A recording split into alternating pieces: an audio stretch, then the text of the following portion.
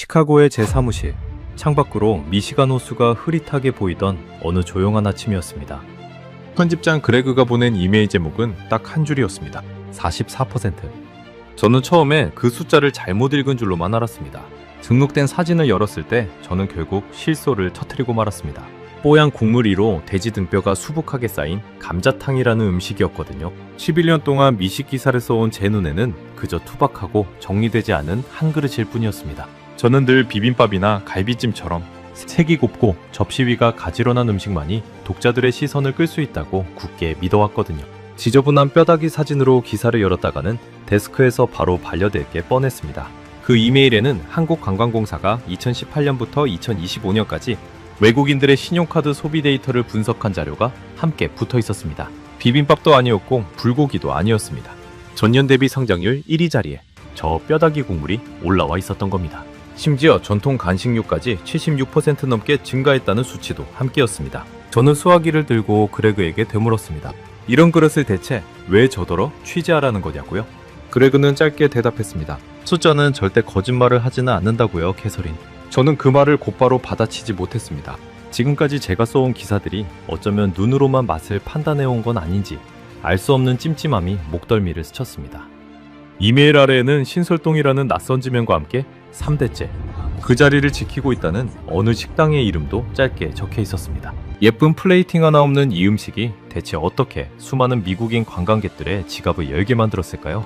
뼈까지 발라 먹어야 하는 번거로운 요리에 사람들은 왜 새벽까지 줄을 서는 걸까요? 그때만 해도 저는 이 취재가 11년 경력의 기준 자체를 송두리째 뒤흔들게 될 줄은 상상조차 하지 못했습니다. 저는 그 숫자 뒤에 숨은 진짜 이유를 직접 확인하기 위해 결국 서울행 비행기표를 끊고 말았습니다.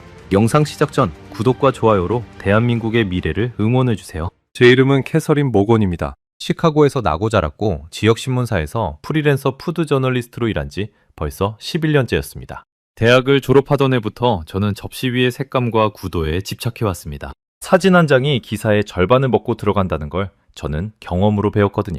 제가 다뤄온 한식 기사들을 떠올려보면 늘 비슷한 패턴이었습니다. 새빨간 고추장이 예쁘게 얹힌 비빔밥, 윤기가 자르르 흐르는 갈비찜, 알록달록한 잡채 사진이면 데스크에서 바로 승인 도장이 찍혔습니다. 저는 그런 사진들로 밥벌이를 해온 사람이었습니다. 돌이켜보면 제 취재 노트는 늘 색깔 순서로 정리되어 있었습니다. 빨강, 노랑, 초록, 그리고 맨 마지막이 흰색이었습니다. 뽀얀 국물은 언제나 제 목록의 맨 아래, 가장 후순위였습니다. 국물 요리는 사진 한 장으로 맛을 설명하기가 어렵다는 게 제 오랜 지론이었거든요. 접시 위에 무언가가 쌓여있고 색이 대비되고 윤기가 흘러야 독자의 손가락이 멈춘다고. 저는 그렇게 믿어왔습니다. 서울행 비행기표를 끊고 나서도 저는 여전히 마음이 편치 않았습니다. 짐을 싸는 동안 노트북 옆에는 그레그가 보낸 그 사진이 계속 떠 있었습니다. 뽀얀 국물 속에 잠긴 돼지 등뼈, 그 위로 수북하게 얹힌 우거지, 그리고 그 옆에 아무렇게나 놓인 깻잎 몇 장.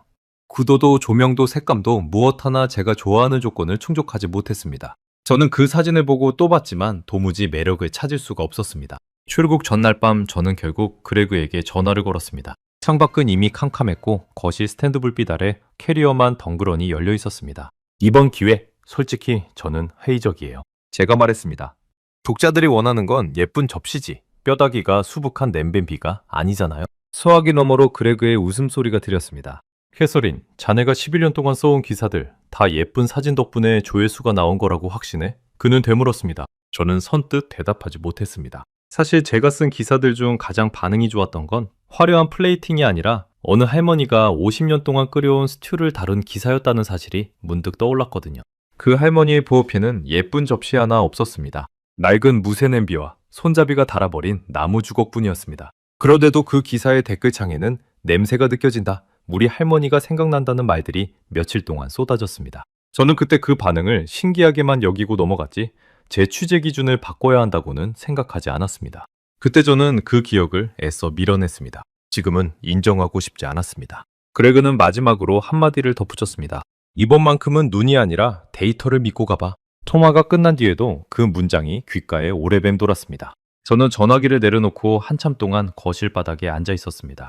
그레그가 저를 이 취재에 밀어넣은 진짜 이유가 어쩌면 제 오래된 습관을 흔들어 보려는 의도였을지도 모른다는 생각이 뒤늦게 스쳤습니다. 저는 그 생각을 애써 부정하며 다시 캐리어 앞에 무릎을 꿇었습니다. 전화를 끊고 나서 저는 다시 노트북을 열어 한국관광공사 자료를 훑어봤습니다. 2018년부터 2025년까지 외국인 카드 소비 데이터라는 제목 아래 낯선 그래프들이 줄지어 있었습니다. 국수와 만두가 55.2%, 감자탕이 44.0%. 숫자들은 분명했지만 저는 여전히 그 이유를 상상조차 할 수 없었습니다. 제가 알던 한식 순위표에서 감자탕이라는 이름은 상위권 근처에도 없었으니까요. 저는 화면을 아래로 내리며 혹시 이 자료에 오류가 있는 건 아닌지 몇 번이나 다시 확인했습니다. 그래프는 몇 번을 다시 봐도 똑같은 곡선을 그리고 있었습니다. 캐리어를 정리하며 저는 속으로 대뇌었습니다. 이번 취재는 짧게 끝내고 돌아오자고 뼈다귀 국물 한 그릇 먹어보고 형식적인 인터뷰 몇 개 따서 원래 기획했던 방향으로 기사를 쓰면 그만이라고요. 손끝으로 여권을 확인하는데 어쩐지 손바닥에 미세한 땀이 배어났습니다. 낯선 나라의 낯선 음식 앞에서 느끼는 단순한 긴장감이라고만 생각했습니다. 캐리어 지퍼를 닫는 손에 힘이 들어간 걸 느끼면서도 저는 애써 대수롭지 않게 넘겼습니다. 14시간의 비행 동안 저는 기내식으로 나온 파스타를 절반도 먹지 못했습니다. 창밖으로 태평양이 끝없이 펼쳐졌고 저는 노트북에 미리 써둔 기사 초안을 몇 번이고 다시 읽었습니다. 뼈다귀 요리에 대한 문장들은 이상하게도 계속 겉돌기만 했습니다. 직접 보지도 않은 음식에 대해 저는 이미 결론을 내려버린 사람처럼 글을 쓰고 있었습니다. 옆자리 승객이 곤히 잠든 사이 저는 몇 번이나 그 문장들을 지웠다가 다시 썼습니다. 빔의 화면으로 한식 다큐멘터리 하나가 재생되고 있었습니다. 저는 이어폰을 꽂은 채 별 생각 없이 그 영상을 틀었습니다. 화면 속에는 어느 지방시장에서 뼈다귀를 손질하는 노인의 손이 클로즈업 되고 있었습니다. 손마디마다 굳은 살이 깊게 박여 있었고 칼질 소리만이 주직적으로 울려 퍼졌습니다. 저는 그 손을 오래 바라보다가 정작 그 요리가 완성된 장면이 나오기도 전에 화면을 꺼버렸습니다. 아직은 그 손이 만든 결과물을 마주할 준비가 되어 있지 않았거든요. 인천공항에 도착한 건 서울 시간으로 늦은 오후였습니다. 자동문이 열리자마자 습한 공기와 낯선 냄새가 훅 끼쳐왔습니다. 어딘가에서 흘러나오는 국물 냄새인지 향신료 냄새인지 구분이 가지 않는 낯선 향이 코끝을 스쳤습니다. 창밖으로 처음 보는 도시의 풍경이 스쳐 지나갔습니다. 입국장을 빠져나오자 제 이름이 적힌 팻말을 든 여성이 서 있었습니다. 코디네이터로 배정된 이윤아였습니다. 먼 길 오시느라 고생하셨어요. 그녀가 유창한 영어로 인사를 건넸습니다. 저는 짧게 웃으며 악수를 청했습니다. 속으로는 여전히 이 취재가 그리 오래 걸리지 않을 거라 믿고 있었습니다. 캐리어 바퀴가 공항 바닥을 구르는 소리를 들으며 저는 며칠 안에 다시 이 공항으로 돌아올 제 모습을 상상하고 있었습니다. 숙소로 향하는 택시 안에서 이은아는 이번 주 일정을 간단히 설명해 주었습니다. 내일은 한국관광공사 데이터랩에서 미팅이 있고 그 다음에는 신설동이라는 동네로 이동해서 현장 답사를 한다고요. 저는 창밖으로 스쳐가는 낯선 간판들을 바라보며 노트에 짧게 메모를 남겼습니다. 감자탕, 신설동, 그리고 물음표 하나를요. 한강을 가로지르는 다리 위에서 저는 문득 시카고의 미시간 호수를 떠올렸습니다. 물빛조차 다른 이 낯선 도시에서 제가 과연 무엇을 발견하게 될지 짐작조차 되지 않았습니다. 이은아는 제 표정을 눈치챘는지 조심스럽게 물었습니다. 혹시 감자탕 드셔보신 적 있으세요? 저는 고개를 저으며 솔직하게 답했습니다. 사진으로만 봤는데 제 취향은 아니었어요. 그녀는 그저 옅게 웃을 뿐 별다른 반박을 하지 않았습니다. 다만 창밖을 가리키며 한마디를 덧붙였을 뿐이었습니다. 내일 가보시면 사진이랑은 좀 다르실 거예요. 숙소에 도착해 짐을 풀면서도 저는 그 물음표를 지우지 못했습니다. 방은 작지만 깔끔했고 창밖으로 보이는 서울의 야경은 화려했지만 제 머릿속은 여전히 그 뿌연 뼈다귀 국물 사진으로 가득했습니다. 침대에 걸터 앉아 노트북을 다시 열었을 때 저는 무의식적으로 시카고 데스크에 미리 기사 제목 후보를 몇 개 적어두었습니다. 화려하지 않은 유행이라는 제목도 그중 하나였습니다. 저는 그 문장 아래에 여전히 회의적이라는 단어를 조그맣게 덧붙였습니다. 노트북을 닫기 전 저는 습관처럼 경쟁 매체들의 최근 기사를 검색해 보았습니다. 뉴욕의 어느 잡지가 이미 서울의 미식 트렌드를 다뤘지만 역시나 갈비와 삼겹살 이야기뿐이었습니다. 감자탕이라는 단어를 검색창에 넣어봤을 때 정작 영어로 된 기사는 손에 꼽을 정도였습니다. 저는 그 사실에 묘한 승부욕을 느꼈습니다. 아무도 쓰지 않은 이야기라면 적어도 취재할 가치는 있을지도 모른다고요. 하지만 그 승부욕은 감자탕이라는 음식 자체에 대한 기대와는 여전히 거리가 멀었습니다. 창밖으로 낯선 도시의 불빛이 점점이 흩어져 있었습니다. 저는 시차 때문인지 아니면 다른 이유 때문인지 좀처럼 잠이 오지 않았습니다. 몇 번이나 몸을 뒤척이다가 결국 자리에서 일어나 창가에 섰습니다. 유리창에 비친 제 얼굴은 피곤에 절어 있었지만 눈빛만은 이상하게 또렷했습니다. 이 도시 어딘가에서 뼈다귀 국물 한 그릇이 정말로 미국인 관광객들의 마음을 흔들었다는 사실을 저는 아직 조금도 믿을 수 없었습니다. 다만 내일이면 적어도 그 이유의 일부만큼은 확인할 수 있을 거라는 예감이 어렴풋이 스쳐 지나갔습니다. 다음날 아침 저는 9시 정각에 로비로 내려갔습니다. 시차 때문에 눈은 뻑뻑했지만 커피 한 잔으로 억지로 정신을 깨웠습니다. 이유나는 이미 로비에 나와 있었고 손에는 태블릿 하나를 들고 있었습니다. 좋은 아침이에요, 캐서린. 그녀가 밝게 인사를 건넸습니다. 저는 애써 미소를 지어 보였지만 속으로는 오늘 하루가 얼마나 길어질지 가늠하고 있었습니다. 호텔 로비를 나서자 서울의 아침 공기는 시카고보다 훨씬 습했습니다. 출근하는 사람들의 발걸음이 빠르게 스쳐 지나갔고 저는 그 흐름에 맞춰 걸음을 재촉했습니다. 지하철역으로 향하는 짧은 거리 동안 이윤아는 오늘 미팅에서 만날 연구원에 대해 간단히 설명해 주었습니다. 관광 소비 데이터를 오랫동안 분석해온 전문가라고요. 저는 그 말을 들으며 오늘 자료가 적어도 신뢰할 만한 근거는 되어주길 바랐습니다. 한국관광공사 데이터랩은 여의도의 한 고층 빌딩에 있었습니다. 엘리베이터를 타고 올라가는 동안 유리창 너머로 한강이 내려다 보였습니다. 아침 햇살에 반짝이는 강물을 보며 저는 문득 어젯밤 택시 안에서 떠올렸던 미시간 호수를 다시 생각했습니다.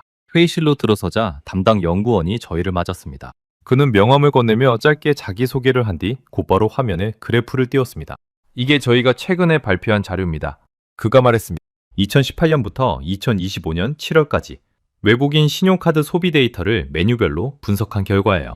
화면에는 막대 그래프 하나가 떠 있었습니다. 저는 습관적으로 상위권을 먼저 확인했습니다. 비빔밥, 삼겹살, 치킨. 익숙한 이름들이 상위에 있었습니다. 저는 속으로 안도했습니다. 역시 제가 알던 순서와 크게 다르지 않다고요. 노트에 메모하려던 펜의 움직임이 잠시 느슨해졌습니다. 하지만 연구원이 화면을 넘기자 상황이 달라졌습니다. 이건 절대적인 소비 규모가 아니라 전년 동기 대비 성장률 기준입니다. 그가 말했습니다. 이 기준으로 보면 순위가 완전히 바뀝니다. 새로운 그래프가 떠올랐습니다. 국수와 만두가 55.2%, 감자탕이 44.0%, 그리고 전통 간식류는 무려 76.9%까지 치솟아 있었습니다. 저는 노트북 화면을 뚫어져라 쳐다봤습니다. 제가 상상했던 어떤 순위표에도 감자탕이 이렇게 높은 자리에 있었던 적은 없었습니다. 펜을 쥔 손끝에 저도 모르게 힘이 들어갔습니다. 이해가 잘 안 되네요. 제가 물었습니다. 왜 하필 이 음식들이죠?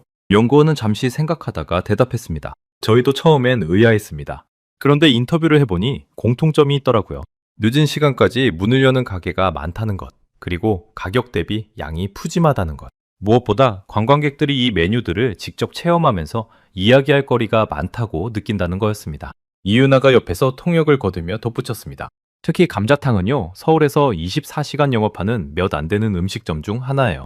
새벽에 다른 선택지가 없을 때 결국 그곳으로 발길이 향하는 경우가 많다고 하더라고요. 저는 그 말을 받아 적으면서도 여전히 반신반의했습니다. 단순히 문을 늦게 연다는 이유만으로 이런 성장률이 나올 수 있을까요? 저는 속으로 되물었지만 입 밖으로 꺼내지는 않았습니다. 회의가 끝난 뒤 저는 복도에서 이윤아에게 조용히 물었습니다. 혹시 이 통계, 표본이 너무 작은 건 아닐까요? 그녀는 태블릿을 열어 원자료 링크를 보여주며 답했습니다. 공사에서 공식 발표한 자료라 표본은 충분해요. 다만 절대적인 순위가 아니라 성장률이라는 걸 다시 한번 강조하고 싶었습니다. 저는 그 자료를 제 노트북으로 옮겨받으며 속으로 계산을 해봤습니다. 만약 이 성장률이 사실이라면 지금 신설동에서는 대체 무슨 일이 벌어지고 있는 걸까요? 손끝이 키보드 위에서 잠시 멈췄습니다. 엘리베이터를 타고 내려가는 동안 저는 화면 속 그래프를 다시 한번 캡처해 두었습니다. 시카고로 돌아가면 그레그에게 가장 먼저 보여줄 자료였습니다. 점심시간이 되자 이윤아는 근처 식당으로 저를 안내했습니다. 이번엔 감자탕이 아니라 평범한 백반집이었습니다. 저는 조금 안도했습니다. 아직은 그 뼈다귀 국물과 마주할 준비가 되지 않았다는 걸 저 스스로도 인정하고 있었거든요. 밑반찬이 하나둘 상위에 놓이는 동안 저는 노트북을 펼쳐 오전 자료를 다시 정리했습니다. 식당 텔레비전에서는 마침 어느 요리 프로그램이 흘러나오고 있었습니다. 화면 속 진행자가 감자탕을 소개하며 뼈에 붙은 살을 발라먹는 방법을 설명하고 있었습니다. 저는 젓가락질을 멈추고 잠시 그 화면을 바라봤습니다. 손으로 뼈를 붙잡고 살을 발라내는 동작이 제 눈에는 여전히 낯설고 번거로워 보였습니다. 식사 도중 이윤아는 오후 일정을 다시 확인해 주었습니다. 오후 3시 신설동 감자탕거리로 이동해서 상인들과 짧게 인터뷰를 진행할 예정이었습니다. 저는 숟가락을 내려놓으며 물었습니다. 그 거리 정확히 어떤 곳이에요? 이윤아는 스마트폰으로 사진 몇 장을 보여주었습니다. 화면 속에는 좁은 골목을 따라 늘어선 간판들이 있었습니다. 다들 비슷비슷한 이름, 비슷비슷한 뼈다귀 그림이 그려진 간판이었습니다. 저는 그 사진을 오래 들여다봤습니다. 그림 속 감자탕은 여전히 제 취향과는 거리가 멀어 보였습니다. 다만 사진 구석에 찍힌 긴 대기줄이 조금씩 신경 쓰이기 시작했습니다. 오후 2시 반, 저희는 택시를 타고 신설동으로 향했습니다. 도심을 벗어나 골목이 점점 좁아질수록 창밖 풍경도 달라졌습니다. 높은 빌딩 대신 낡은 간판에 단 오래된 가게들이 늘어서 있었습니다. 간판색이 바랜 정도만 봐도 이 거리가 얼마나 오랜 시간 그 자리를 지켜왔는지 짐작할 수 있었습니다. 택시기사님이 백미러로 저를 흘끗 보며 한마디를 건넸습니다. 여기 유명한 데예요. 외국인들 요즘 많이 와요. 저는 그 말을 이유나에게 통역해달라고 부탁했고 그녀가 웃으며 전해주었습니다. 저는 창밖을 바라보며 짧게 대답했습니다. 그러게요. 저도 그게 궁금해서 왔어요. 창문에 이마를 살짝 기댄 채 저는 스쳐 지나가는 간판들을 하나하나 눈에 담았습니다. 택시가 골목 어귀에 멈춰섰습니다. 문을 열고 내리자 코끝으로 진한 국물 냄새가 훅 끼쳐왔습니다. 마늘과 들깨, 그리고 무언가 구수한 냄새가 뒤섞여 있었습니다. 저는 그 냄새에 나도 모르게 걸음을 멈췄습니다. 사진으로만 보던 그 골목이 지금 제 눈앞에 펼쳐져 있었습니다. 골목 양옆으로 들어선 간판들은 신기하게도 하나같이 비슷한 문구를 달고 있었습니다. 원조, 3대, 60년 전통. 저는 그 문구들을 눈으로 훑으며 노트에 짧게 메모를 남겼습니다. 이은하는 골목 초입에서 걸음을 멈추더니 저에게 지도를 하나 건넸습니다. 이 거리에만 감자탕집이 20곳 가까이 있어요. 그녀가 말했습니다.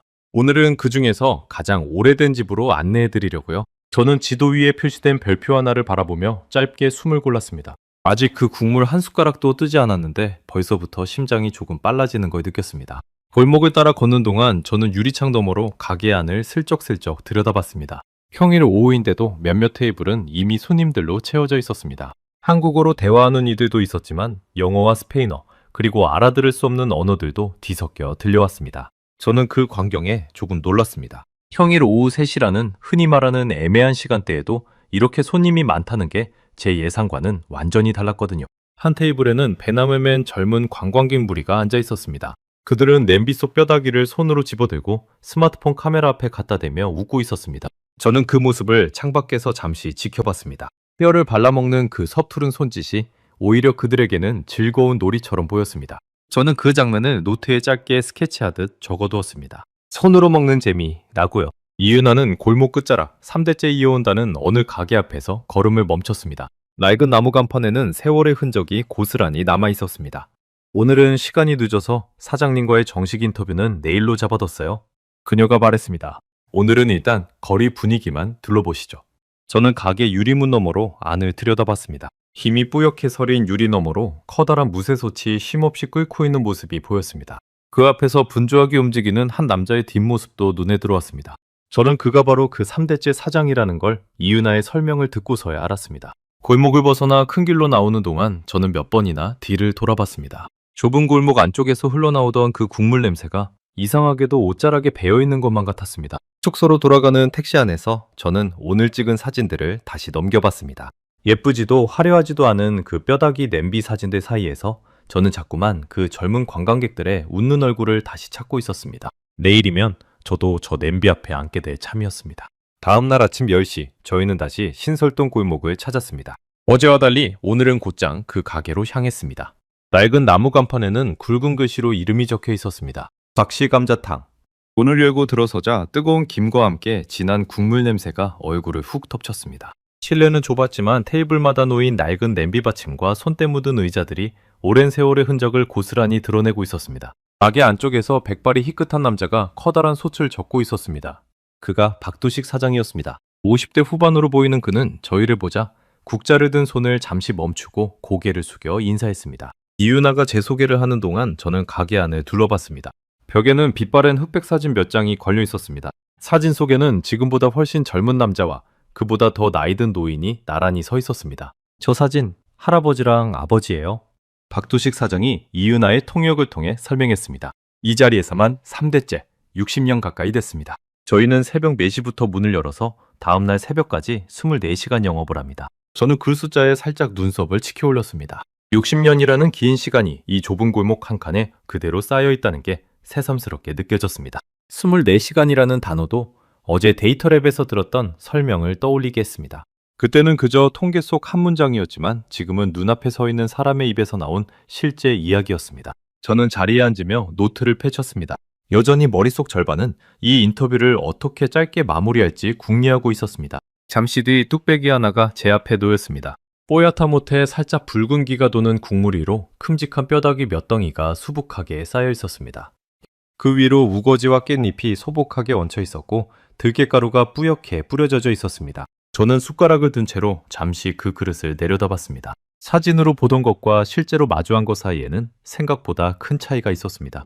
뽀얀 김이 얼굴 위로 훅 끼쳐올랐고 저는 안경 아래 순식간에 서린 김을 손등으로 닦아냈습니다. 뚝배기 표면이 여전히 보글보글 끓고 있어서 저는 숟가락을 국물 위로 가져가는 손끝에 저절로 조심스러움이 담겼습니다. 먼저 국물부터 드셔보세요. 이은아가 권했습니다. 저는 숟가락으로 국물을 아주 조심스럽게 떠 입가로 천천히 가져갔습니다.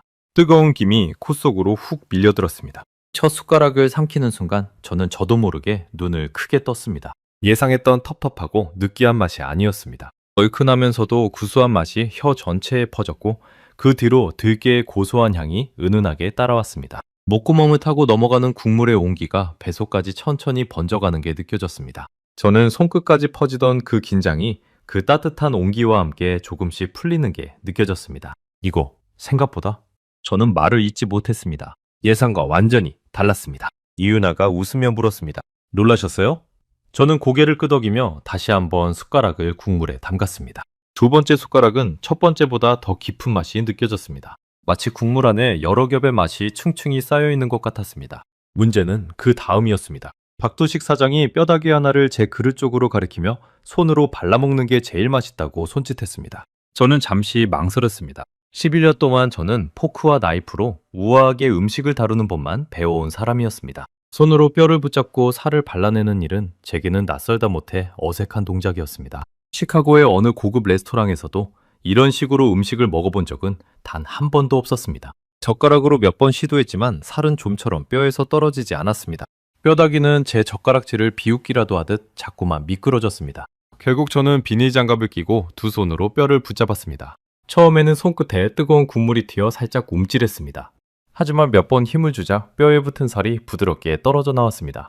그 순간 이상하게도 저는 웃음이 났습니다. 우아함과는 거리가 먼 그 동작이 오히려 묘한 해방감을 주었습니다. 손끝에 양념이 묻어나는 것조차 이상하게 거슬리지 않았습니다. 이은아도 옆에서 함께 뼈를 발라 먹으며 저를 보고 웃었습니다. 이제야 좀 감자탕다워지셨네요. 그녀가 장난스럽게 농담을 건넸습니다. 저는 손에 묻은 양념을 티슈로 닦으며 뼈에 붙은 살점 하나를 다시 입에 넣었습니다. 부드럽게 씹히는 살점 사이로 진한 국물의 풍미가 다시 한번 배어나왔습니다. 박도식 사장은 제가 뼈를 발라먹는 모습을 보며 흐뭇하게 웃었습니다. 그는 이윤아를 통해 조리 과정을 설명하기 시작했습니다. 이 국물은 새벽 4시부터 12시간 넘게 우려낸다고 했습니다. 돼지 등뼈를 찬물에 오래 담가 핏물을 빼고 여러 번 데쳐내는 과정을 거친다고요. 저는 그 이야기를 들으며 뼈다귀 하나를 다시 집어들었습니다. 12시간이라는 숫자가 이제는 단순한 조리 시간이 아니라 어떤 무게처럼 느껴졌습니다. 그렇게 오래도록 오래 끓이는 이유가 따로 있나요? 저는 물었습니다. 박도식 사장은 잠시 생각하다가 답했습니다. 짧게 끓이면 뼈 안쪽 골수가 다 안 우러나요. 시간을 들여야 국물이 뽀얗고 깊어집니다. 아버지도 할아버지도 늘 그렇게 말씀하셨어요. 시간을 아끼면 맛이 아낀 만큼 도망간다고요. 그 말을 하며 그는 국자로 소단을 한번 크게 저었습니다. 저는 그 말을 받아 적으며 왠지 모르게 목이 살짝 매는 걸 느꼈습니다. 들깨는 어떻게 준비하시는 거예요? 제가 물었습니다. 박도식 사장은 주방 한쪽에 놓인 커다란 자루를 가리켰습니다. 직접 방앗간에서 갈아온다고 했습니다. 시중에서 파는 가루보다 향이 훨씬 진하다면서요. 매주 2번씩 새벽마다 직접 자루를 짊어지고 방앗간에 다녀온다고 그는 덧붙였습니다. 저는 다시 한 숟가락을 떠서 입에 넣었습니다. 확실히 고소한 향이 코끝까지 묵직하게 퍼졌습니다. 우거지는요? 저는 계속 질문을 이어갔습니다. 박도식 사장은 배추 우거지를 하루 종일 삶고 무친다고 했습니다. 소금물에 절였다가 다시 여러 번 헹궈서 쓴맛을 빼는 과정만 반나절이 걸린다고 했습니다. 그 말을 들으며 저는 우거지 한 가닥을 입에 넣었습니다. 부드러우면서도 살짝 씹히는 식감이 국물의 깊은 맛과 묘하게 어우러졌습니다. 저는 그 조합에 다시 한번 놀랐습니다. 지금까지 제가 먹어본 어떤 스튜에서도 이런 층위의 맛과 식감은 느껴본 적이 없었습니다. 식사 도중 옆 테이블에서 한 무리의 관광객들이 시끌벅적하게 감자탕을 나눠 먹고 있었습니다. 그들은 서로 뼈를 발라주며 사진을 찍고 있었습니다. 저는 그 모습을 곁눈질로 지켜보며 제 앞의 그릇을 다시 내려다봤습니다. 예쁜 플레이팅 하나 없는 이 뚝배기가 어쩌면 사람들을 한자리에 모으는 나름의 방식을 갖고 있는 건 아닐까 라는 생각이 처음으로 스쳤습니다. 이윤아가 슬쩍 다가가 그 관광객들에게 몇 마디를 건넸습니다. 잠시 뒤 그녀가 돌아와 통역해 주었습니다. 호주에서 온 커플이래요. 어젯밤 다른 식당들이 다 문을 닫아서 검색하다가 여기까지 왔다고 하네요. 그중 한 명이 제 쪽을 보며 엄지손가락을 치켜 세우기도 했습니다. 이 국물, 숙취해장의 최고라고요. 저는 그 말을 들으며 노트에 짧게 받아 적었습니다. 늦은 밤, 문을 여는 곳. 그 단순한 이유 하나가 얼마나 많은 사람들의 첫 감자탕을 만들어냈을지 궁금해졌습니다. 박두식 사장은 잠시 자리에 앉아 저희와 눈을 맞추며 이야기를 이어갔습니다. 처음엔 외국 손님들이 이 국물을 좋아할 거라고 생각도 못했다고 했습니다. 몇 년 전만 해도 외국인 손님은 1년에 손에 꼽을 정도였다고요. 그런데 요즘은 하루에도 몇 테이블씩 영어와 스페인어, 일본어가 뒤섞인 대화가 가게 안을 채운다고 했습니다. 저는 그 변화가 언제부터 시작됐는지 물었습니다.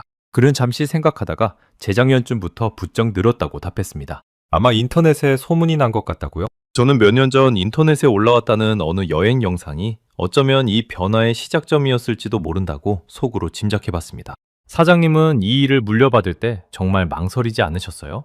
제가 물었습니다. 박도식 사장은 잠시 국자를 내려놓고 조금은 먼 곳에 보는 눈빛으로 답했습니다. 젊었을 땐 이 일이 창피했던 적도 있었다고 했습니다. 친구들은 넥타이 메고 회사 다니는데 저는 매일 국물 냄새를 묻히고 다녔으니까요. 그런데 아버지가 돌아가시기 전에 하신 말씀이 있었다고 했습니다. 국물은 거짓말을 못한다고, 정성을 덜 들이면 손님이 바로 알아챈다고요. 저는 그 말을 받아 적으며 어제 그레그가 통화에서 했던 말과 이상하게 겹쳐진다고 느꼈습니다. 숫자도 국물도 결국 거짓말을 하지 않는다는 점에서요. 이윤아가 옆에서 조용히 덧붙였습니다. 이런 이야기 인터뷰 기사에 꼭 넣으시면 좋을 것 같아요. 저는 고개를 끄덕이며 노트에 밑줄을 그었습니다. 처음 이 취재를 시작할 때만 해도 저는 이런 문장을 받아 적게 될 줄은 전혀 예상하지 못했습니다. 식사가 끝나갈 무렵 박도식 사장이 조용히 다가와 물었습니다. 어떠셨어요? 저는 잠시 말을 고르다가 솔직하게 답했습니다. 예상했던 것과 완전히 달랐어요. 그는 그 대답에 별다른 놀라움 없이 그저 옅은 미소만 지어 보였습니다. 다들 처음엔 그렇게 말씀하시더라고요. 저는 뚝배기 바닥에 남은 국물을 마지막 한 숟가락까지 남김없이 떠먹었습니다. 처음 가게에 들어설 때만 해도 저는 이 그릇을 그저 취재용 소품처럼 여기고 있었습니다. 그런데 지금 제 앞에는 뼈만 앙상하게 남은 빈 그릇과 양념이 묻은 손끝만 남아 있었습니다. 그 손끝을 물티슈로 닦으면서 저는 묘하게 홀가분한 기분을 느꼈습니다. 11년 만에 처음으로 저는 취재 노트가 아니라 배속 포만감으로 취재의 성패를 가늠하고 있었습니다. 가게를 나서기 전 저는 벽에 걸린 사진을 다시 한번 오래도록 바라봤습니다. 60년 가까운 시간 동안 이 좁은 공간에서 몇 명이나 저런 표정으로 첫 숟가락을 떴을지 문득 궁금해졌습니다. 박두식 사장은 저희를 문 앞까지 배웅하며 마지막으로 한마디를 건넸습니다. 내일도 또 오세요. 밤에 오시면 분위기가 또 다를 겁니다. 골목을 나서는 길, 오후의 햇살이 좁은 하늘 사이로 비스듬히 내리쬐고 있었습니다.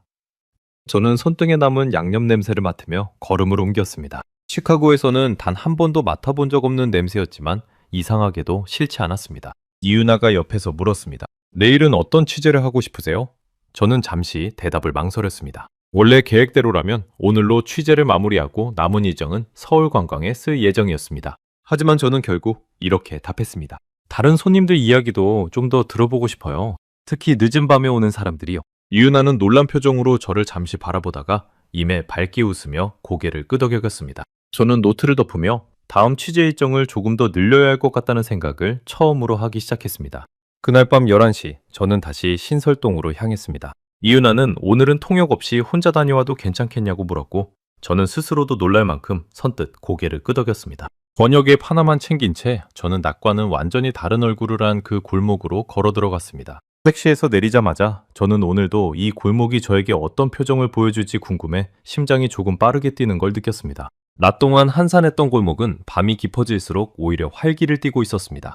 몇몇 가게는 이미 불이 꺼져 있었지만 닭시 감자탕을 비롯한 몇몇 집은 여전히 환하게 불을 밝히고 있었습니다. 문 앞에는 짧은 줄까지 서 있었습니다. 저는 그 줄 끝에 서서 제 앞에 선 사람들을 조용히 관찰했습니다. 다들 피곤한 기색이 역력했지만 표정만큼은 이상하리만치 기대에 차 있었습니다. 마치 이 늦은 시간까지 참고 기다릴 만한 가치가 있다는 걸 이미 알고 있는 사람들 같았습니다. 첫 번째로 대화를 나눈 건 배낭 하나를 맨 젊은 남녀 한 쌍이었습니다. 스페인어 억양이 섞인 영어로 그들은 마드리드에서 왔다고 소개했습니다. 저는 조심스럽게 물었습니다. 왜 하필 이 시간에 이 음식을 찾아오셨어요? 여자가 웃으며 답했습니다. 12시가 넘었는데 문을 연 곳이 여기밖에 없었어요. 근데 인스타그램에서 이미 몇 번 본 음식이라 오히려 반가웠어요. 옆에 있던 남자도 거들었습니다. 유럽에서는 이 시간에 이렇게 뜨거운 국물 요리를 먹을 수 있는 곳이 거의 없어요. 문을 닫지 않는다는 것 자체가 신기했습니다. 저는 그 말에 고개를 끄덕이며 시카고의 자정 넘은 조용한 거리를 잠시 떠올렸습니다. 그곳이라면 이 시간에 문을 연 곳은 패스트푸드점 정도가 전부였을 겁니다. 저는 그 말을 받아 적으며 인스타그램이라는 단어에 귀를 기울였습니다. 혹시 어떤 게시물이었는지 정확히 기억하세요? 남자가 스마트폰을 꺼내 화면을 보여주었습니다. 화면 속에는 뼈다귀를 손으로 들고 환하게 웃는 여행자들의 짧은 영상이 여러 개 떠 있었습니다. 좋아요 숫자가 수만 개에 달하는 게시물도 있었습니다. 저는 그 숫자를 보며 데이터랩에서 봤던 그래프가 이 작은 화면 속에서 다시 한번 증명되고 있다는 걸 실감했습니다. 가게 안으로 들어서자 자정이 넘은 시간인데도 절반 넘는 테이블이 차 있었습니다. 저는 구석 자리에 앉아 오늘은 취재보다는 관찰에 집중하기로 마음먹었습니다. 옆 테이블에는 일본에서 왔다는 젊은 여성 셋이 앉아 있었습니다. 그들은 뼈다귀를 서로 발라주며 깔깔 웃고 있었고 그 모습을 스마트폰으로 계속 찍고 있었습니다. 저는 조심스럽게 다가가 짧게 인사를 건넸습니다. 번역 앱을 사이에 두고 저희는 서툰 대화를 이어갔습니다. 한 여성이 화면에 문장을 입력해 보여주었습니다. 손으로 먹는 게 재밌어요. 한국에서는 이렇게 다 같이 나눠 먹는 음식이 많다고 들었어요. 다른 한 명이 옆에서 웃으며 화면에 문장을 덧붙였습니다. 오사카에도 뼈 요리가 있긴 한데 이렇게 화한 국물은 처음이에요. 매운데 자꾸 손이 가요. 저는 그 말을 들으며 문득 어제 박두식 사장이 했던 말을 떠올렸습니다. 국물은 거짓말을 못한다는 그 말이 지금 이 테이블 위에서 웃음소리로 다시 번역되고 있는 것 같았습니다. 가게 반대편 구석에는 태국에서 온 것으로 보이는 가족 일행도 있었습니다. 부모와 10대로 보이는 아이들이 각자 뼈다귀를 하나씩 붙잡고 씨름하듯 살을 발라내고 있었습니다. 아버지가 서투른 영어로 저에게 말을 걸었습니다. 태국에도 매운 국물 요리는 많은데 이렇게 뼈째 먹는 요리는 신기하다고요. 아이들은 그 말을 들으며 까르르 웃었습니다. 어머니는 옆에서 아이의 손에 묻은 양념을 닦아주며 저에게 스마트폰 화면을 보여주었습니다. 화면 속에는 방콕에 있는 친구에게 방금 보낸 사진과 메시지가 떠 있었습니다. 서울 한복판에서 손으로 뼈다귀를 뜯고 있다는 문장이 짧은 웃음 이모티콘과 함께 적혀 있었습니다. 저는 그 장면을 보며 국적과 언어를 뛰어넘어 이 뚝배기 하나가 만들어내는 공통의 표정이 있다는 걸 느꼈습니다. 새벽 1시가 가까워지자 문 앞에는 또 다른 손님들이 줄을 서기 시작했습니다. 저는 박두식 사장에게 다가가 이 시간에도 항상 이렇게 손님이 많은지 물었습니다. 그는 국자를 든 손을 멈추지 않은 채 짧게 답했습니다. 요즘은 새벽 2, 3시가 오히려 제일 바쁠 때도 있어요. 클럽 끝나고 오는 손님들, 야근하고 오는 손님들 다 섞여서요. 저는 그 대답을 받아 적으며 처음으로 정확한 숫자를 물었습니다. 하루에 대략 몇 팀 정도 받으세요? 박두식 사장은 잠시 계산하더니 답했습니다. 평일엔 100팀 넘게, 주말엔 그보다 훨씬 많이요. 그중에 외국인 손님 비중이 요즘은 3분의 1 가까이 됩니다. 몇 년 전만 해도 10팀 중 한 팀이 채 안 듣는데 말이죠. 저는 그 숫자들을 노트에 받아 적으며 손끝이 미세하게 떨리는 걸 느꼈습니다. 10팀 중 한 팀에서 3팀 중 한 팀으로. 이 좁은 골목 하나에서 벌어진 변화가 데이터랩에서 봤던 그래프와 정확히 겹쳐지고 있었습니다. 저는 그 자리에서 계산기를 두드려서 다시 확인해 보았습니다. 100팀 중 30팀이 넘는 숫자가 매일 밤 이 작은 가게 하나를 거쳐간다는 뜻이었습니다. 그리고 이 골목에만 20곳에 가까운 가게가 있다는 걸 떠올리면 그 숫자는 다시 몇 배로 불어났습니다. 옆에서 박두식 사장의 아들로 보이는 젊은 남자가 그릇을 나르며 대화에 끼어들었습니다. 저는 4대째가 되는 거냐고 농담 삼아 물었습니다. 그는 웃으며 고개를 저었습니다. 아직 결정은 안 했어요. 하지만 요즘은 아버지 일이 예전만큼 창피하지 않아요. 오히려 외국인 손님들이 사진 찍어달라고 할 때 좀 뿌듯하더라고요. 그는 잠시 말을 멈췄다가 덧붙였습니다. 얼마 전엔 유럽에서 온 유튜버가 저희 가게를 촬영해 갔는데 조회수가 100만이 넘었더라고요. 그날 이후로 부쩍 손님이 늘었어요. 저는 그 말을 들으며 세대를 건너 이어지는 자부심이라는 게 이렇게 소소한 문장 하나로도 전해질 수 있다는 걸 느꼈습니다. 새벽 2시, 저는 가게 밖으로 나와 골목 전체를 다시 한번 둘러봤습니다. 늦은 시간인데도 몇몇 가게 앞에는 여전히 대기줄이 늘어서 있었습니다. 그 줄 속에는 아시아계, 서양계, 다양한 국적의 얼굴들이 섞여 있었습니다. 저는 그 풍경을 사진으로 찍으려다가 문득 손을 멈췄습니다. 사진 한 장으로는 지금 제가 느끼고 있는 이 공기를 다 담아낼 수 없을 것 같았습니다. 골목 어귀에 있던 편의점에서는 관광객으로 보이는 몇몇 사람들이 컵라면을 사들고 나오고 있었습니다. 저는 그 모습과 감자탕집 앞에 줄 서 있는 사람들의 표정을 번갈아 바라봤습니다. 같은 시간 같은 배고픔이었지만 감자탕집 앞의 표정에는 뭔가 다른 기대감이 서려 있었습니다. 단순히 배를 채우러 온 게 아니라 무언가 경험하러 온 사람들의 표정이었습니다. 가게 처마 밑에서는 한 무리의 청년들이 순서를 기다리며 스마트폰으로 서로의 여행 사진을 보여주고 있었습니다. 저는 그들에게도 짧게 말을 걸어봤습니다. 캐나다에서 왔다는 그들은 오늘 하루 동안 벌써 3곳의 감자탕집을 검색해 뒀다고 했습니다. 저희끼리는 뼈 국물 투어라고 부르고 있어요. 한 청년이 웃으며 말했습니다. 저는 그 표현을 노트에 곧바로 받아 적으며 이게 이제 단순한 한 끼 식사를 넘어 하나의 완연한 여행 코스가 되어가고 있다는 걸 실감했습니다. 줄 맨 앞에는 정장 차림의 중년 남성 한 명이 혼자 서 있었습니다. 저는 조심스럽게 다가가 말을 걸었습니다. 그는 뉴욕에서 온 사업가였고 오늘 계약 협상이 늦게 끝나서 이제야 저녁을 먹으러 나왔다고 했습니다. 호텔 직원한테 물어보니 이 시간에 문 연 곳 중에 여기가 제일 유명하다고 하더군요. 그가 말했습니다. 솔직히 큰 기대는 안 했는데 검색해보니 평점이 상당히 높아서 놀랐습니다. 저는 그 말을 들으며 평점이라는 단어가 시카고에서 제가 늘 확인하던 별점과 다르지 않다는 걸 새삼 깨달았습니다. 결국 어느 나라 사람이든 낯선 음식 앞에서는 같은 방식으로 신뢰를 확인하고 있었습니다. 숙소로 돌아가는 택시 안에서 저는 오늘 밤 들었던 숫자들을 다시 정리해봤습니다. 3분의 1이라는 비중, 수만 개의 좋아요, 그리고 100팀이 넘는 하루 손님 수. 이 모든 숫자들이 가리키는 방향은 하나였습니다. 이건 우연한 유행이 아니라 이미 자리를 잡은 흐름이라는 것이었습니다. 창밖으로 스쳐가는 새벽 서울의 불빛을 바라보며 저는 노트북을 열어 그 자리에서 기사 개요를 다시 쓰기 시작했습니다. 화려하지 않은 유행이라는 제목은 이제 더 이상 적절해 보이지 않았습니다. 저는 문단을 새로 짜면서 숫자를 나열하는 순서부터 다시 곰곰이 고민했습니다. 10팀 중 한 팀이라는 작은 숫자에서 시작해서 3분의 1이라는 비중을 지나 마지막에는 44%라는 성장률로 마무리하는 구조가 좋겠다고 생각했습니다. 작은 숫자에서 큰 숫자로 독자가 서서히 놀라움을 쌓아가도록 만들고 싶었습니다. 그건 제가 11년 동안 배워온 기사 작성법 중 유일하게 오늘 밤에도 여전히 유효하게 남아있는 기술이었습니다. 다음날 오후 저는 그레그에게 짧은 이메일을 보냈습니다. 원래 기획했던 기사 방향을 완전히 바꿔야 할 것 같다고요? 예쁜 사진 대신 어젯밤 들었던 숫자들과 사람들의 표정을 중심으로 기사를 다시 짜겠다고 적었습니다. 답장은 금방 왔습니다. 예상은 했어 라는 짧은 한 줄이었습니다. 저는 그 문장을 보며 헛웃음이 났습니다. 그레그는 처음부터 제가 이렇게 될 걸 알고 있었던 걸까요? 하면서 그 짧은 문장을 몇 번이나 다시 읽으며 저는 노트북을 덮었습니다. 11년을 함께 일해온 편집장에게 이렇게 완벽하게 예상당한 건 처음이었습니다. 그날 저녁 저는 다시 박두식 사장을 찾아가 조금 더 깊은 이야기를 나눴습니다. 사장님, 요즘 외국 손님들 반응 중에 가장 기억에 남는 게 있으세요? 그는 잠시 생각하다가 한 가지 일화를 꺼냈습니다.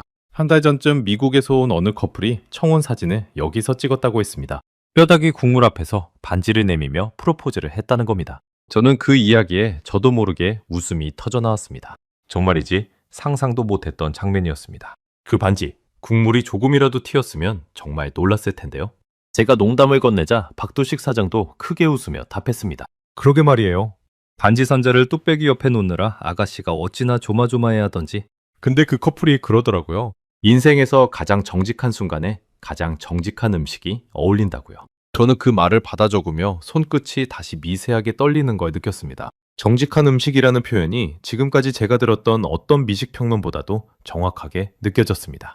저는 그 표현을 노트 한가운데 큼지막하게 동그라미를 쳐두었습니다. 이윤아는 그 옆에서 최근 해외 소셜미디어에서 벌어지고 있는 또 다른 흐름을 짚어주었습니다. 최근에는 한국의 꿀떡을 시리얼처럼 차가운 우유에 말아먹는 영상이 해외에서 30만 건 넘는 좋아요를 기록하며 화제가 됐다고 했습니다. 감자탕뿐 아니라 한국의 소박한 음식들이 잇따라 해외 콘텐츠 속에서 새로운 방식으로 재발견되고 있다는 설명이었습니다. 저는 그 이야기를 들으며 지금 이 골목에서 벌어지고 있는 일이 결코 우연한 하나의 사례가 아니라는 걸 다시 한번 확실하게 확인했습니다. 가게를 나서며 저는 문득 제가 처음 이 취재를 시작했을 때 썼던 메모를 떠올렸습니다. 이런 걸 왜 취재하라는 거냐고 저는 그레그에게 되물었었습니다. 뼈다귀가 수북한 냄비 사진을 보며 실소를 터뜨렸던 그 밤이 이제는 아득하게 느껴졌습니다. 지금 저는 예쁜 사진 한 장보다 뼈에 붙은 고기 한 점이 더 많은 말을 하고 있었다는 사실을 인정할 수밖에 없었습니다. 숙소로 돌아온 뒤 저는 노트북 앞에 오래도록 앉아 있었습니다. 화면 속 커서가 깜빡이는 동안 저는 지난 며칠간의 메모들을 처음부터 다시 읽어내려갔습니다. 회의적이라는 단어로 시작했던 첫 페이지가 이제는 전혀 다른 이야기로 채워져 있었습니다. 첫날 적었던 화려하지 않은 유행이라는 제목 옆에는 어느새 굵은 줄이 2개나 그어져 있었습니다. 저는 그 옆에 새로운 제목 후보 하나를 적어 넣었습니다. 끔찍한 유행. 스스로도 조금 낯간지럽게 느껴졌지만 지금 이 순간 가장 정확한 표현이라는 확신이 들었습니다. 창밖으로 어느새 새벽빛이 조금씩 스며들고 있었습니다. 저는 노트북을 덮기 전 오늘 만났던 사람들의 얼굴을 하나씩 다시 떠올려 봤습니다. 마드리드에서 온 커플, 오사카에서 온 새 친구, 방콕에서 온 가족, 뉴욕에서 온 사업가.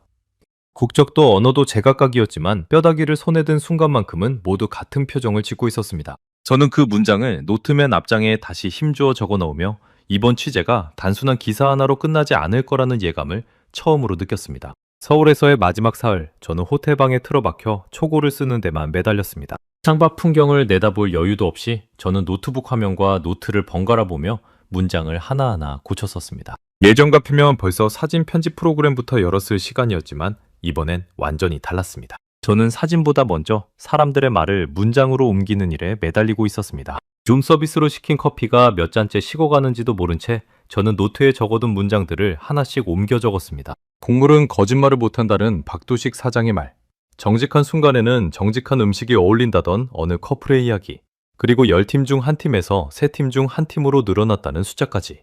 이 모든 조각들을 어떤 순서로 엮어야 제가 겪은 그 놀라움을 독자에게도 그대로 전할 수 있을지 저는 몇 번이고 문단의 순서를 바꿔가며 고민했습니다. 한 번은 숫자를 먼저 배치했다가 다시 사람들의 표정을 앞세우는 식으로 문단을 통째로 옮기기도 했습니다. 그러다 문득 제가 처음 이 취재를 시작할 때 느꼈던 그 회의적인 마음까지도 기사 안에 솔직하게 남겨야겠다는 생각이 들었습니다. 독자들 역시 저와 비슷한 첫인상을 가지고 있을 테니까요. 저는 첫 문단에 뼈다귀 사진을 보고 실소를 터뜨렸던 그날 밤의 제 모습을 그대로 적어 넣었습니다. 부끄럽지만 그게 가장 정직한 시작이라는 확신이 들었습니다. 초고를 절반쯤 썼을 무렵 저는 그레그와 화상통화를 잡았습니다. 화면 너머로 그의 얼굴이 떠오르자 저는 곧바로 본론을 꺼냈습니다. 표지 사진, 뼈다귀 국물 사진으로 가고 싶어요. 그레그는 잠시 말이 없었습니다. 캐서린, 그건 우리 신문 표지치고는 너무 파격적이야. 독자들이 낯설어할 수도 있어.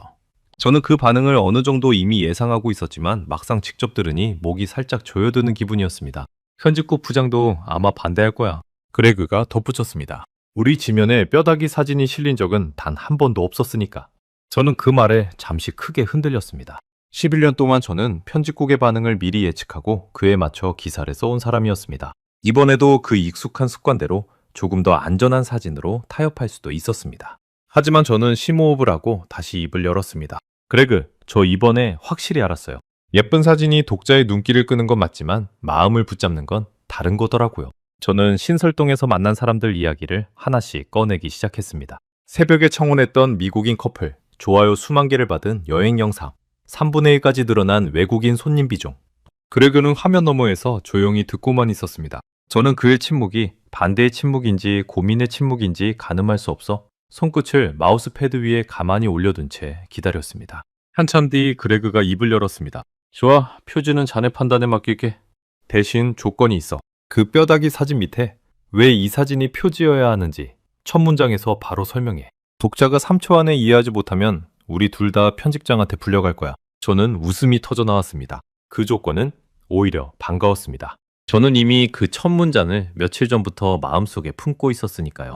통화를 끊고 나서 저는 노트북 화면에 그 문장을 옮겨 적었습니다. 44%라는 숫자는 통계였지만 저 국물 한 그릇은 이유였다. 저는 그 문장을 몇 번이고 소리내어 읽어봤습니다. 손끝이 자판 위에서 가볍게 떨렸습니다. 11년 동안 써온 문장들 중 이렇게 오래 붙잡고 있던 첫 문장은 없었습니다. 저는 그 문장 아래로 이어질 문단들을 하나씩 채워나가기 시작했습니다. 예쁜 접시 대신 뽀얀 뚝배기를, 세련된 플레이팅 대신 손으로 뼈를 발라내는 장면을 저는 있는 그대로 묘사했습니다. 예전 같으면 편집 과정에서 지원했을 그 투박한 디테일들이 이번에는 오히려 기사의 뼈대가 되어주고 있었습니다. 저는 문득 웃음이 났습니다. 뼈대라는 단어조차 지금 이 순간에는 묘하게 들어맞는 것 같았습니다. 저는 그 단어를 문장 하나에 슬쩍 끼워 넣으며 스스로도 조금 뿌듯해했습니다. 저는 문득 시카고에서 취재했던 그 할머니의 스튜 기사를 다시 꺼내 읽어보고 싶어졌습니다. 노트북 폴더 깊숙한 곳에서 오래된 파일을 찾아냈습니다. 다시 읽어보니 그때 저는 이미 답을 알고 있었던 것 같습니다. 낡은 무쇠 냄비, 닳아버린 나무 주걱, 그리고 냄새가 느껴진다던 댓글들. 저는 그때 그 신호를 놓쳤을 뿐 처음부터 전혀 몰랐던 게 아니었습니다. 그 사실을 인정하는데 11년이라는 시간과 태평양 건너 낯선 골목 하나가 필요했던 겁니다. 그 옛 기사의 마지막 문단을 다시 천천히 읽으며 저는 그때의 제가 남겨둔 문장 하나를 발견했습니다. 언젠가 이 온기의 정체를 더 깊이 들여다보고 싶다 라고 적혀 있었습니다. 저는 그 문장을 한참 동안 바라봤습니다. 그 언젠가가 하필이면 낯선 나라의 뼈다귀 국물 앞에서 찾아올 줄은 그때의 저로서는 상상도 하지 못했을 겁니다. 저는 그 오래된 파일을 닫고 다시 지금 쓰고 있는 촉으로 돌아왔습니다. 이번만큼은 그 신호를 놓치고 싶지 않았습니다. 새벽 2시, 저는 초고 마지막 문단을 쓰다가 잠시 손을 멈췄습니다. 창밖으로 서울의 밤이 여전히 깨어 있었습니다. 저는 문득 지금 이 순간 어딘가에서 또 다른 관광객이 뼈다귀를 손에 들고 첫 숟가락을 뜨고 있을지도 모른다는 생각이 들었습니다. 그 장면을 떠올리자 목이 살짝 메는 걸 느꼈습니다. 예쁜 사진 한 장으로는 담을 수 없는 온기가 지금도 그 골목 어딘가에서 계속 피어오르고 있을 테니까요. 저는 노트북을 닫지 않은 채 잠시 창가로 걸어갔습니다. 유리창 너머로 보이는 서울의 새벽은 처음 도착했던 날 밤과 크게 다르지 않은 조용한 풍경이었습니다. 하지만 그 풍경을 바라보는 제 마음만큼은 완전히 달라져 있었습니다. 처음 이 도시에 도착했을 때 저는 이 취재가 어서 끝나기만을 바라고 있었습니다. 그런데 지금은 이 도시를 떠나야 한다는 사실이 오히려 아쉽게 느껴졌습니다. 저는 그 낯선 감정을 노트란 귀퉁이에 짧게 조용히 적어두었습니다. 떠나기 싫은 취재는 처음이었다고요. 이유나에게서 짧은 메시지가 도착한 건 그 무렵이었습니다. 내일 공항 가는 길 신설동을 한 번 더 들리실래요? 박두식 사장님이 마지막으로 뵙고 싶어 하신다고요. 저는 그 메시지를 읽으며 스스로도 놀랄 만큼 빠르게 답장을 보냈습니다. 당연하죠. 오히려 제가 먼저 부탁드리려고 했어요. 다음 날 오후 저는 마지막으로 박두식 사장의 가게를 다시 찾았습니다. 취재가 아니라 그저 인사를 전하기 위해서였습니다. 사장님 덕분에 제 기사가 어쩌면 제 이번 취재 전체가 완전히 달라졌어요. 저는 서툰 한국어로 감사 인사를 건넸습니다. 박두식 사장은 그 말에 그저 옅게 웃으며 국자로 뚝배기 하나를 더 담아 제 앞에 놓아주었습니다. 마지막으로 한 그릇 더 드시고 가세요. 가게 안은 오후의 한산함 속에 조용히 국물 끓는 소리만 나지막이 울리고 있었습니다. 저는 그 소리에 귀를 기울이며 처음 이 가게에 들어섰던 날의 제 표정을 다시 한번 떠올려 봤습니다. 그때는 낯설고 두려운 마음이 반이었지만 지금은 오히려 익숙하고 편안한 마음이 그 자리를 채우고 있었습니다. 이은하가 옆에서 조용히 통역을 이어가며 마지막 인터뷰 몇 마디를 더 정리해 주었습니다. 박두식 사장은 뚝배기를 천천히 저어주며 마지막으로 한마디를 덧붙였습니다. 처음 오셨을 때 솔직히 표정이 안 좋으셨어요. 사진 찍을 때도 억지로 웃는 것 같았고요. 저는 그 말에 살짝 얼굴이 붉어졌습니다. 티가 그렇게 많이 났나요? 저는 물었습니다. 박두식 사장은 웃으며 고개를 끄덕였습니다. 많이 났죠. 근데 지금은 표정이 완전히 다르세요. 저는 그 말을 들으며 국물 한 숟가락을 천천히 떠올렸습니다. 손끝에 남아있던 그 첫날의 어색함이 지금은 거짓말처럼 완전히 사라져 있었습니다. 저는 그 마지막 한 그릇을 아주 천천히 비웠습니다. 처음 왔을 때와 똑같은 뼈다귀, 똑같은 국물이었지만 저에게는 완전히 다른 맛으로 느껴졌습니다. 숟가락을 내려놓으며 저는 노트맨 뒷장에 짧은 문장을 하나 더 적었습니다. 나는 지금까지 한식을 눈으로만 읽고 있었구나. 가게를 나서기 전 박두식 사장이 마지막으로 한 번 더 물었습니다. 시카고 돌아가서도 이런 국물 요리 다시 드실 것 같아요? 저는 잠시 생각하다가 답했습니다. 아마 예전처럼 예쁜 접시만 찾지는 않을 것 같아요. 그는 그 대답에 크게 웃으며 저를 문 앞까지 배웅해 주었습니다. 골목을 나서는 저의 뒤로 국물 끓는 소리와 손님을 맞는 인사말이 뒤섞여 오래도록 들려왔습니다. 공항으로 향하는 길, 이은하가 옆자리에서 조용히 물었습니다. 이번 취재 정말로 만족하세요? 저는 창밖으로 스쳐가는 서울의 마지막 풍경을 바라보며 답했습니다. 처음 왔을 때는 이 취재가 빨리 끝나기만 바랐어요. 근데 지금은 며칠 더 있고 싶다는 생각이 들 정도예요. 이은하는 그 말에 미소를 지으며 다음에 또 오시면 이번엔 다른 골목도 안내해 드릴게요 라고 답했습니다. 체크인 카운터 앞에서 저는 이은하와 마지막 인사를 나눴습니다. 여러 날 함께 다니며 정이 든 탓인지 짧은 포옹을 나누는 손끝이 살짝 뭉클했습니다. 저는 캐리어를 끌고 출국장으로 천천히 들어서며 마지막으로 휴대폰 속 사진첩을 넘겨봤습니다. 예쁘게 정돈된 사진은 단 한 장도 없었습니다. 김이 서린 뚝배기, 양념 묻은 손끝, 웃고 있는 여행자들의 흐릿한 사진들 뿐이었습니다. 그런데도 저는 그 어떤 화보보다 이 사진들이 더 마음에 들었습니다. 저는 그 사진첩을 몇 번이나 처음부터 다시 넘겨보다가 결국 옅은 웃음을 지으며 휴대폰을 주머니에 집어넣었습니다. 탑승 게이트를 향해 천천히 걸어가며 저는 노트를 마지막으로 한번 조용히 펼쳐봤습니다. 첫 장에는 회의적이라는 단어가, 마지막 장에는 정직한 유행이라는 문장이 나란히 적혀 있었습니다. 그 두 장 사이에 빼곡히 쌓여있는 수많은 메모들이 지난 며칠 동안 제가 걸어온 길을 그대로 보여주고 있었습니다. 저는 노트를 조용히 덮으며 이 길고 낯설었던 여정이 아직 완전히 끝난 게 아니라는 걸 어렴풋이 느꼈습니다. 시카고로 돌아온 지 2주 뒤, 제 기사가 마침내 지면에 실렸습니다. 뽀얀 뚝배기 사진이 신문 한 면을 가득 채운 걸 처음 봤을 때 저는 인쇄소 냄새가 채 가시지 않은 신문을 손에 들고 한참을 그대로 서 있었습니다. 44%라는 숫자는 통계였지만 저 국물 한 그릇은 이유였다. 제가 며칠 밤을 붙잡고 있던 그 첫 문장이 마침내 활자로 인쇄되어 있었습니다. 비사 발행 당일 아침 저는 따뜻한 커피 한 잔을 앞에 두고 신문을 몇 번이고 처음부터 다시 읽었습니다. 첫 문장부터 마지막 문장까지 제가 신설동 골목에서 보고 듣고 느꼈던 것들이 고스란히 담겨 있었습니다.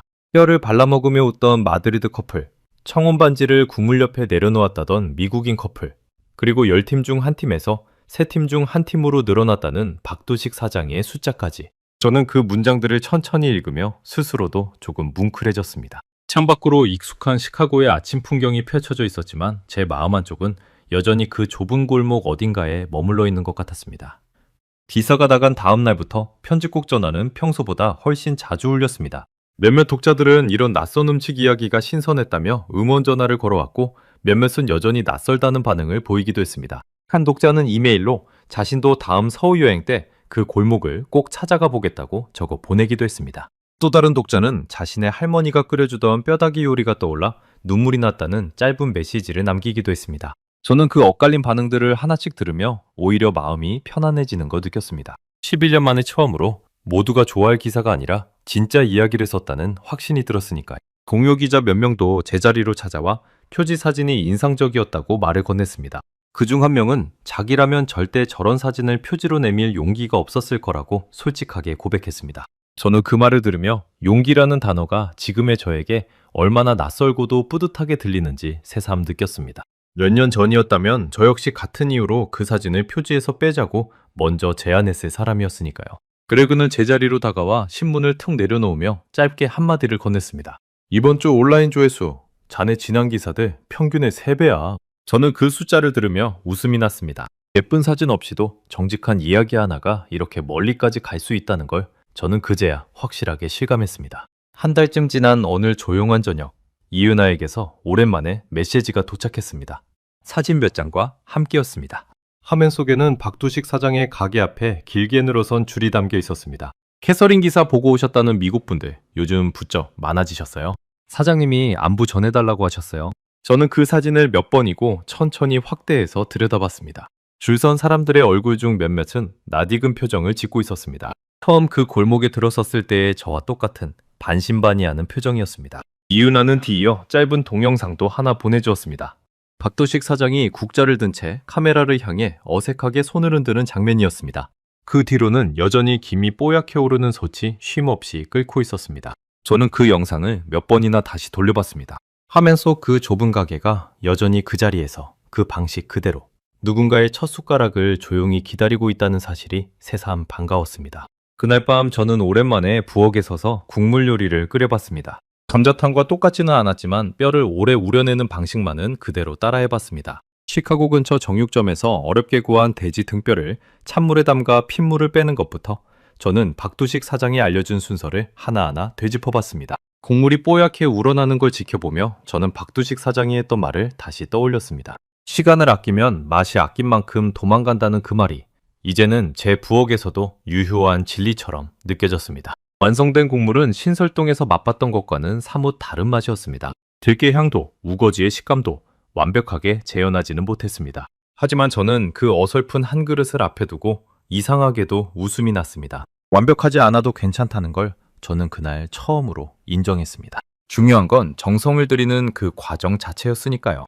저는 그 어설픈 국물을 한 숟가락 떠먹으며 다음번엔 조금 더 나아질 거라고 스스로에게 조용히 속삭였습니다. 몇 주 뒤 저는 새로운 취재 제안서를 조심스럽게 그레그에게 내밀었습니다. 이번엔 한국의 다른 소박한 음식들을 다뤄보고 싶다고요. 그레그는 제안서를 훑어보며 짧게 웃었습니다. 캐서린 모건, 이제 완전히 국물 전문 기자가 됐네. 저는 그 농담에 크게 웃으며 힘차게 고개를 끄덕였습니다. 부정할 수 없는 사실이라고 저는 속으로 조용히 인정했습니다. 제안서를 넘기던 그레그가 문득 진지한 얼굴로 물었습니다. 그런데 이번엔 확신이 있어서 가는 거지? 아니면 또 그때처럼 회의적인 채로 가는 거야? 저는 잠시 생각하다가 답했습니다. 이번엔 확신이 있어요. 다만 그 확신이 정확히 뭘 발견하게 될지는 아직 모른다는 확신이에요. 그레그는 그 대답이 마음에 들었는지 제안서 위에 곧바로 승인 도장을 찍어주었습니다. 편집국을 나서며 저는 창밖으로 시카고의 익숙한 스카이라인을 오래도록 바라봤습니다. 몇 달 전만 해도 저는 이 사무실에서 낯선 사진 한 장을 보며 헛웃음을 짓던 사람이었습니다. 지금은 그 사진이 제 11년 경력을 통틀어 가장 자랑스러운 표지가 되어 있었습니다. 11년 동안 저는 예쁜 접시 위에서 이야기를 찾는 사람이었습니다. 이제는 압니다. 진짜 이야기는 종종 뼈다귀가 수북한 뚝배기 안에, 발라먹는 서투른 손짓 안에, 그리고 60년을 이어온 무쇠솥 안에 숨어 있다는 거요.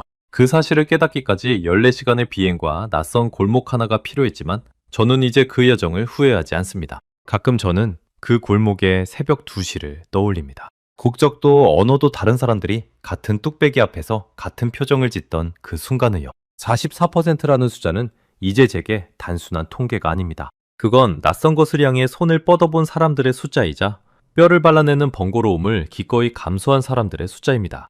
그리고 그 숫자 안에는 이제 저 자신도 분명하게 포함되어 있습니다. 언젠가 다시 서울에 가게 된다면 저는 망설임 없이 그 골목으로 가장 먼저 향할 겁니다. 박도식 사장의 국자 소리와 뽀얀 김이 서린 유리창과 손끝에 남던 그 양념 냄새까지 저는 이제 그 모든 것을 그리워하는 사람이 되었으니까요. 저는 다음 시간에도 전 세계를 놀라게 할 대한민국의 이야기로 다시 찾아뵙겠습니다. 감사합니다.